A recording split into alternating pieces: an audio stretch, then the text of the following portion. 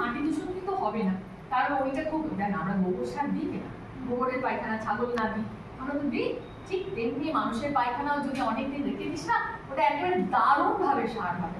এবং তোরা শুনলে অবাক হবি, কলকাতায় একটা জায়গা আছে যেটাকে বলা হয় ধাপা, সেখানে আমাদের গোটা কলকাতা শহরে সবজি চাষ হয়।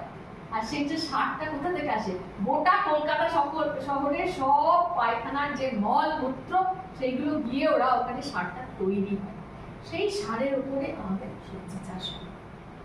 সুতরাং তুই যেটা বললি ওটা হবে না।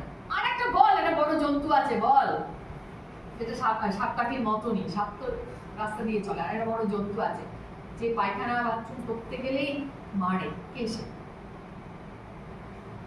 বল রাখো। হাতি ঠাকুর। বেশিরভাগ হাতি ঠাকুরের মারা যায় সন্ধ্যেবেলা আর ভোরবেলা পায়খানা করতে গিয়ে। তোরা খেয়াল করবি, ধর ভোরবেলা পায়খানা পেয়েছে, মানুষ তো ভোরবেলা অন্ধকারে যাচ্ছে, ওরা খেয়াল করে না যে হাতি ঠাকুর আছে। এবার ঠিক সন্ধ্যাবেলা তো তাই বাবা, অন্ধকারে জানে না। এবার হাতি না এমন বাজে অভ্যেস হয়ে গেছে হাতিরও, মানুষ তো দেখলে হাতি মেরে দিচ্ছে আজকাল, দিয়ে ছুটছে, আগুন দিচ্ছে, মানে আমরা তো যা নয় তাই করছি। সেজন্য হাতি ঠাকুর খুব ক্ষিপ্ত হয়ে গেছে। ওরা মানুষ দেখলে দুপাই জন্তু দিলে প্রাণ করে মেরে দেয়, আর কিছু ভাবে না যে আমার ক্ষতি করছে কি করছে ভাবে। তাহলে হাতি ঠাকুর কিন্তু আমাদের এই গ্রামের দিকে, বিশেষ করে আমাদের জঙ্গলে খুব বড় একটা প্রবলেম হচ্ছে হাতি ঠাকুরের মারা যাওয়াটা। মেয়েদের আরেকটা তৃতীয় প্রবলেম, মেয়েরা রাত্রিবেলা পেঁচা পায়খানা করতে গেলে বেরোলে কোনো অন্য দুশ্চরিত্র মানুষ বলো, কোনো অচেনা মানুষ বলো, সেখান থেকেও কেউ একটা ক্ষতি করে দিতে পারে আমাদের। তাই জন্য তোমরা সবাই কিন্তু এটা মানলে যে আমাদের কিন্তু পায়খানা বাথরুম করাটা আমাদের জীবনে একটা খুব জরুরি। আগামী দিনে তোমরা সবাই বড় হবে, তোমরা সবাই বাড়ি করবে, বাড়ি করার সময় তোমরা মনে রাখবে যে একটা পায়খানা বাথরুম অনেক কিন্তু দরকার, বিশেষ করে পায়খানা। জলের দরকারে জল নয় কল থেকে, সবার ঘরে ঘরে প্রায় বা কাছাকাছি জল আছে, জল এনে রেখে দেবো তুলে এক বালতি, আবার পরের জন্য যে খালি হয়ে গেল আমি পরের জন্য আরেকবার তুলে রাখবো।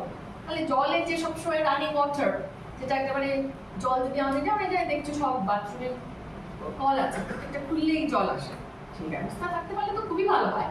সব সময় আমাদের গরিব মানুষ, আমাদের সেই ঘরে আমাদের সেইটা সম্ভব নয়, তাহলে আমরা কলের থেকে জল তুলে এনে বাথরুমে রেখে দেবো, সেটা ব্যবহার করবো, সেটা সম্ভব। কিন্তু পায়খানা বাথরুম থাকা খুব জরুরি, কেমন? তাহলে এইটাই আমরা শেষ করলাম যে ডায়রিয়া এবং কি খেতে হয়। আরেকটা জিনিস হচ্ছে চা খাওয়াবে, লাল চা চিনি নুন দিয়ে, সবসময় তো শরবত খেতে মন যায় না, ওআরএস খেতে মন চায় না, লাল চা চিনি নুন দিয়ে, নুন দেবে একটু, লাল চা খেলে পায়খানা বন্ধ হয়ে যায়, আটকে যায়। তাহলে লাল চার মধ্যে এমন একটা জিনিস আছে যেটা খেলে পায়খানা বন্ধ হবে, তাহলে ওটা ওষুধও বটে।